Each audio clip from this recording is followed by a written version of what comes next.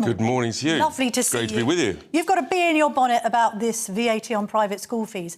You want to are you launching a legal challenge? No, so I indicated back in May that this ridiculous policy would end up in the courts, and sure enough, that's where it's heading, quite rightly, by some very significant parent groups that are emerging.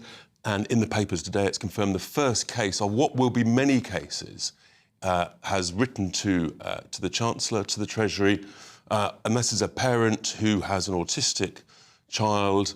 And the issue with SEND children is really significant. There are about 110,000 special needs children, special education needs children who are in independent schools, of whom about 100,000 don't get any educational health and care plan, therefore they're not exempt from this VAT policy.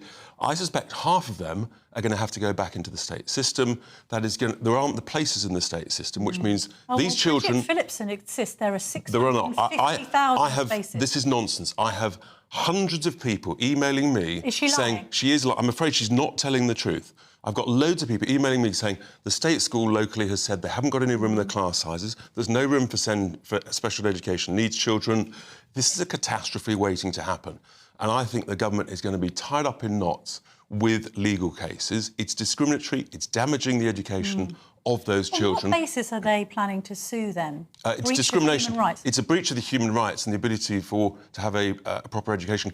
Because there aren't the special education needs places in the state system, they're saying we can't accommodate you, which means that you have to go into a mainstream school, which means the education of your child is clearly damaged. OK. And that's very serious. A breach of Human Rights Act case or a ECHR thing? It'll end up at the ECHR. Yeah, but you want to there's a wonderful irony. If you can't beat them, join them. Wouldn't it be marvellous? Well, you like it when it's convenient to your Well, so does everybody, Camilla, even you. But the irony of... I've never had recourse to apply for anything. The ECHR potentially ruling that it's discriminatory and then Starmer having to abide by the ECHR that he loves so much.